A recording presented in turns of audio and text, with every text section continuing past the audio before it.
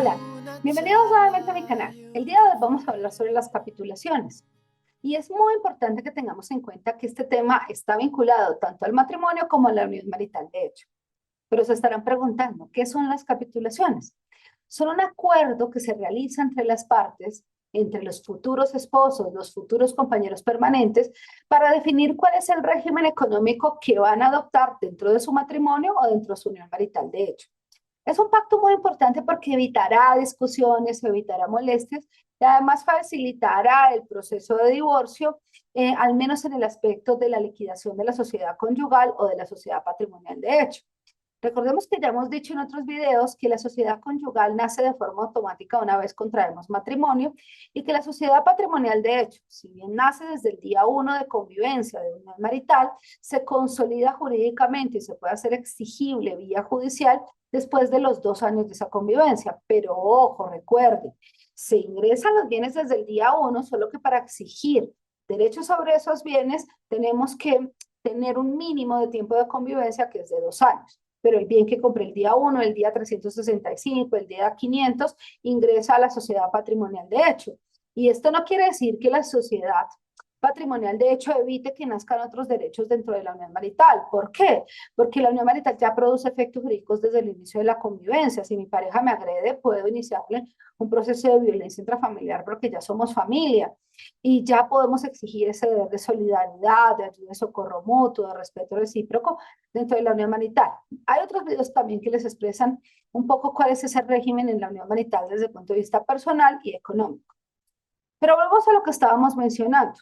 La pregunta que deberíamos hacernos es, ¿se puede regular las sociedades de bienes dentro de un matrimonio, sociedad conyugal, dentro de una unión marital de hecho o una sociedad patrimonial de hecho? Y la respuesta obvia es que sí. Lo que pasa es que debemos hacerlo bien, ojalá acompañados de un buen abogado o abogada que les asesore para que realice muy bien estas capitulaciones.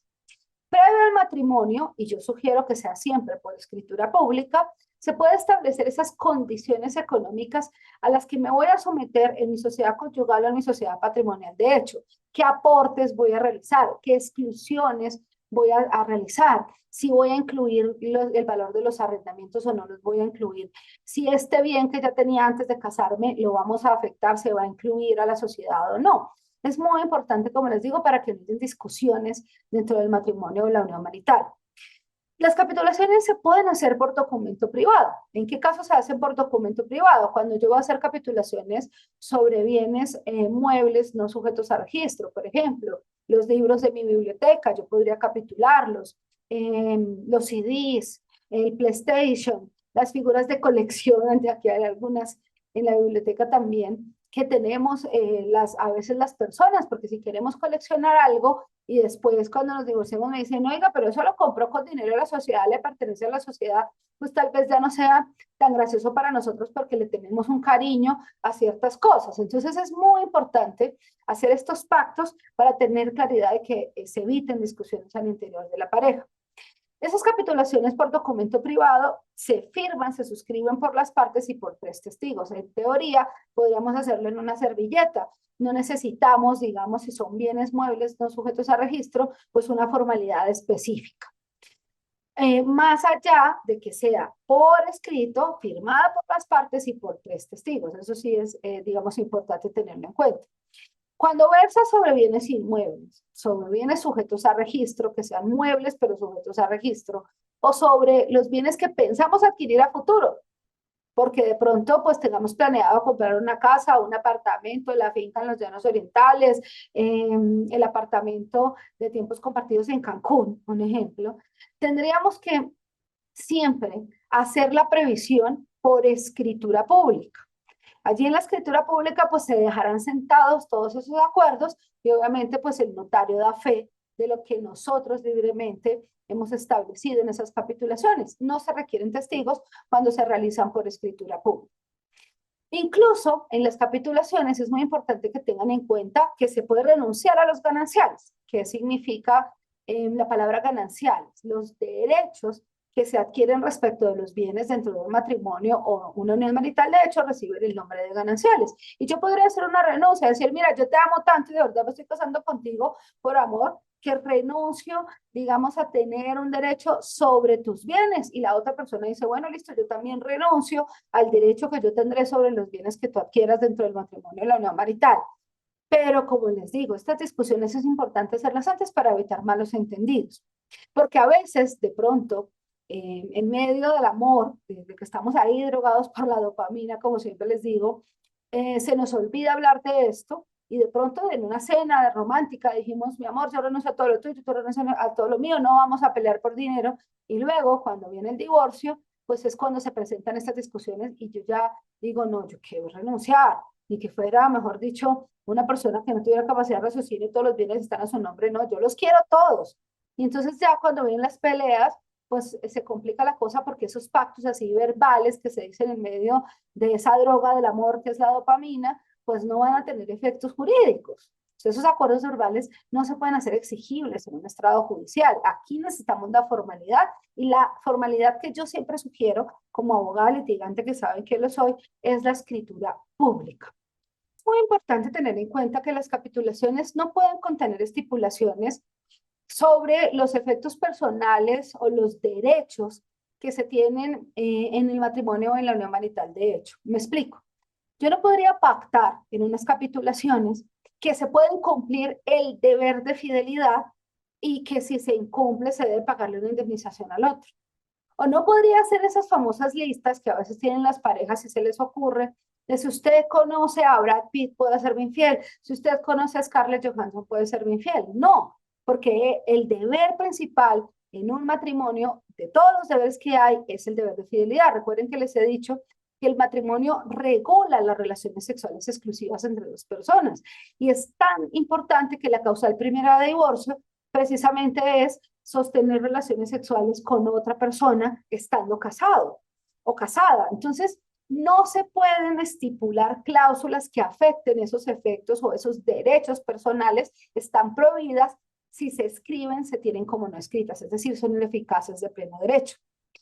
También debe decirse que las capitulaciones son irrevocables, o sea, una vez yo las otorgo no las puedo revocar. Eventualmente las puedo modificar, pero si las modifico, es muy importante tener en cuenta que en esa escritura principal debe quedar la anotación al margen de que se hizo una modificación en las capitulaciones. ¿Esto para qué?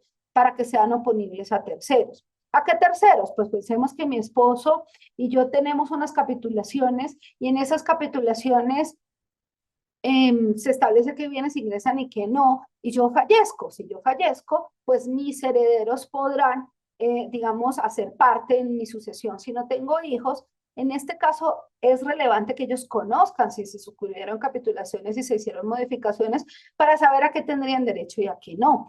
Y también porque a veces, por ejemplo, pensemos que nuestros padres o nuestra madre estén en una mala situación económica, nosotros queramos donarle una casa para que tenga garantizado su derecho a la vivienda. En esos casos, pues es muy importante dejar claro que se podrán hacer este tipo de donaciones y que no se puede pedir el dinero de regreso porque se permitió en las capitulaciones hacer este tipo de aportes.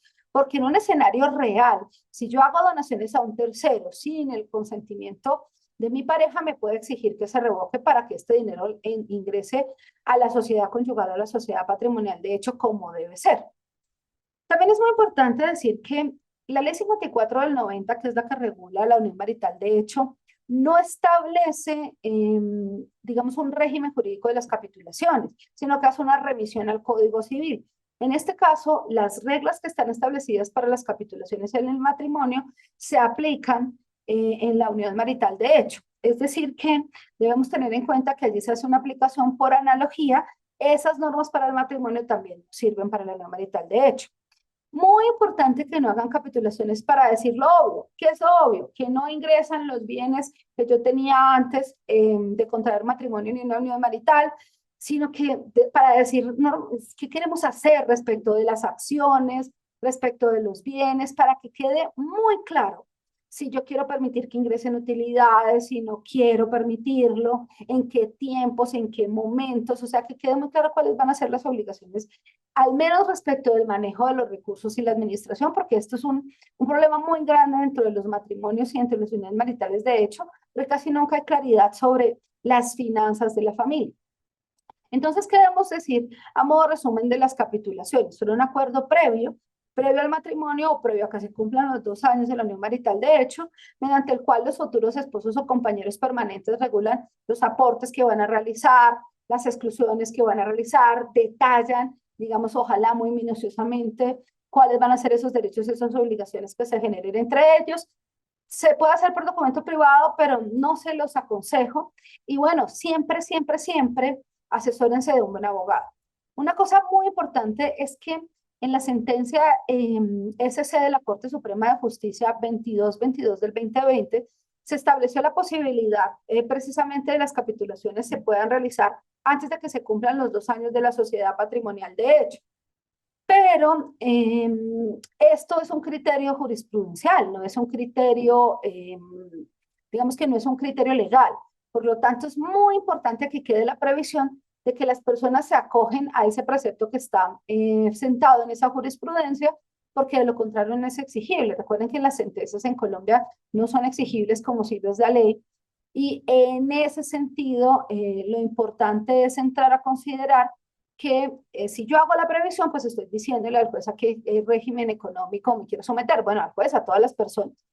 Las capitulaciones pueden ser objeto de nulidad, porque las capitulaciones son un negocio jurídico, por lo tanto, yo debo ser legalmente capaz, mi consentimiento debe estar libre de error, de fuerza, de dolo, o sea, no me pueden obligar, no me pueden forzar a suscribir las capitulaciones, deben tener un objeto lícito, deben tener una causa lícita, porque resulta que también las capitulaciones pueden ser objeto de nulidad en ese sentido. La violencia intrafamiliar, ya también lo ha hecho la Corte Suprema de Justicia, puede ser una vía a través de las cuales yo pueda anular las capitulaciones si se demuestra que se nació violencia económica, que es un tipo de violencia intrafamiliar, para obligar al cónyuge o al compañero permanente a suscribir las capitulaciones. En síntesis, que es muy importante que se haga bien, que se haga acompañado de un abogado, aunque la ley no lo exige, pero siempre para que prevea todas estas situaciones y que realmente las personas lo hagan de una forma libre, no forzada, para que tengan plena validez durante el matrimonio o durante la unión marital de hecho. Bueno, no es más por ahora. Los invito a que se suscriban al canal y recuerden, asesoren a un abogado, la suscrita también lleva este tipo de procesos. No olviden suscribirse a mi canal. Hasta pronto.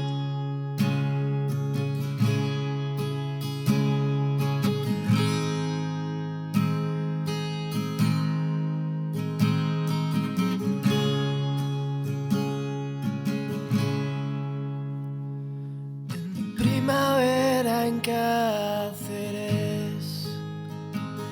tras una charla y un café.